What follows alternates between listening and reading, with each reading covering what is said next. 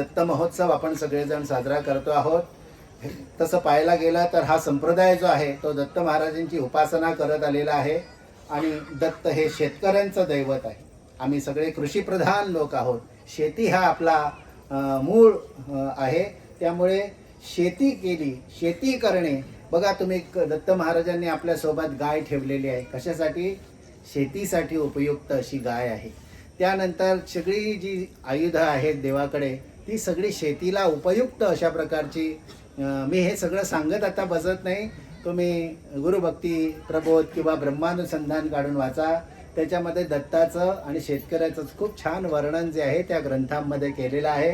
तो पुस्तक तुम्ही सगळ्यांनी जरूर वाचावं. तुम्हाला त्याच्यातून प्रकाश पडेल की दत्त हे कसं तुमचं आमचं सर्वांचं दैवत आहे. लोक त्याला घाबरतात. दत्त महाराज म्हणजे कडक, दत्त महाराजांचं असं सांभाळायला पाहिजे, तसं सांभाळायला पाहिजे. हो खरं, पण आत्ताच शक्य नाही. आता आमच्यावरती पोर्तुगीजांनी आक्रमण करून आमच्या तोंडात पाव घातले की नाही? हां, सकाळी उठल्याबरोबर पहिला नमस्कार कोणाला?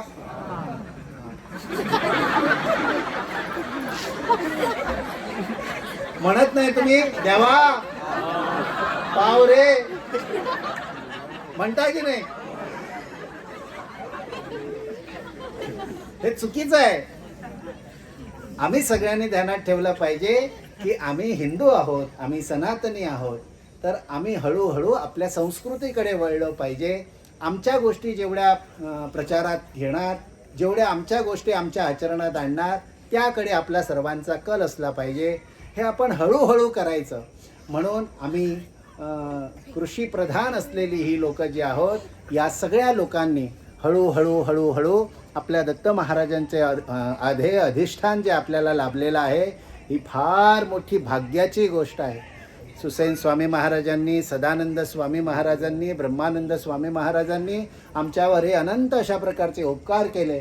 आणि आपल्या या गोव्यात जिथे कसल्याच प्रकारचं कोणालाच धर्म, संस्कृती या गोष्टी ज्या आहेत ते शिकवल्या नाहीत आणि ज्यांनी आक्रमणं केली, ती 400-500 वर्षे त्यांनी आक्रमणं केली आणि आपल्या धर्मावरती एकदम मोठा आघात केला.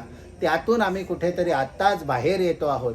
त्यातून आपण सगळेजण कुठेतरी आत्ताच आपला धर्म शिकतो आहे. आणि म्हणून तुमचं करावं तेवढं कौतुक कमीच आहे. बाहेर आम्ही जिथे कुठे जातो तिथे संत बोलून दाखवतात. आम्ही त्यांना सांगतो की गोव्यामध्ये बहुसंख्य सनातनी आहेत, हिंदू आहेत. ते अवाक होतात, कारण त्यांना वाटतं की हा प्रदेश जेथे हिंदूच नाही आहेत म्हणून. कारण आमच्या सगळ्यांचं आचरणच तसं आहे.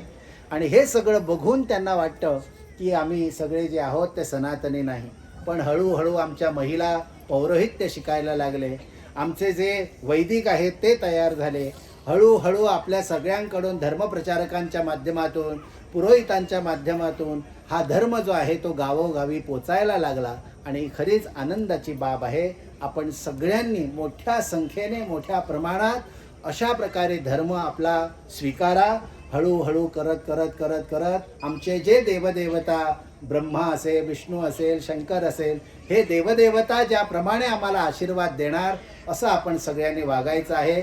आणि एक मधला काळ असा येऊन गेला ज्या काळामध्ये लोक माझा गणपतीच मोठा म्हणायला लागले, माझा विष्णूच मोठा, माझा कृष्णच मोठा, माझा शंकरच मोठा, असं एक फॅड आलं मधल्या काळात. म्हणून हा भगवंताने अवतार धारण केला. यामध्ये शंकरही आहेत, यामध्ये विष्णू पण आहेत आणि ब्रह्मदेव पण आहेत. इथे झगडी नाही आहे, बरोबर? इथे सगळे म्हणजे लहानांपासून म्हातारा कोतारापर्यंत आणि स्त्रियांपासून पुरुषांपर्यंत सगळे आपल्या या दत्त महाराजांच्या संप्रदायात, उत्सवात सहभागी होत असतात. इथे शाक्त, गणपत्य वगैरे असा भेद नाही. इथे सगळे आम्ही हरीचे दास.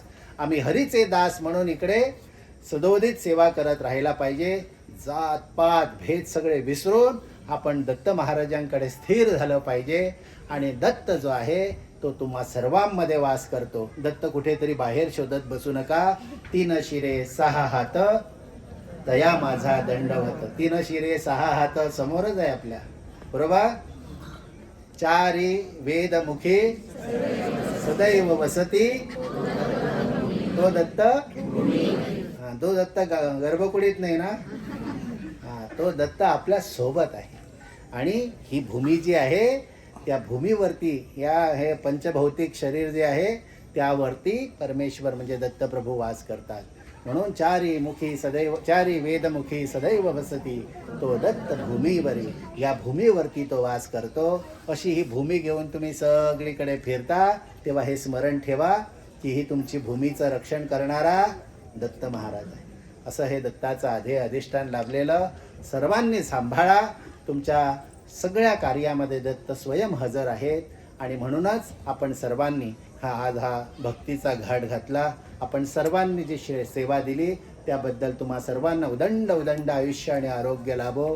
तुमच्या मुलाबाळांना चांगल्या प्रकारचं यश लाभो. तुमच्या सगळ्या कार्य कर्तृत्वाला चांगला यशलाभ लाभो. आणि समर्थांनी ही दिलेली जी सेवा आहे ती सेवा तुम्ही यथार्थपणे आजवर करीत आलेले आहात. असंच चंद्रसूर्य असेपर्यंत ही समर्थांची सेवा आपण सर्वांनी करा.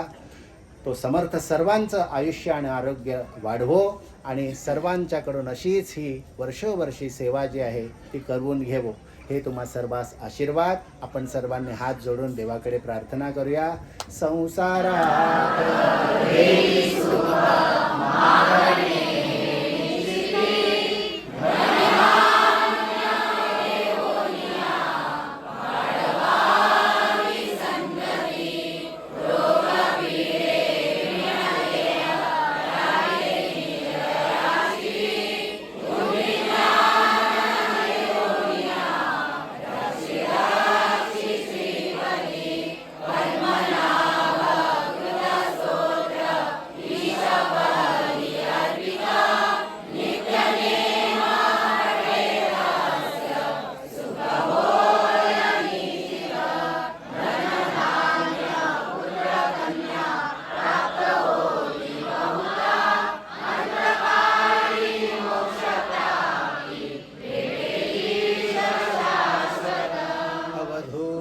चिंतन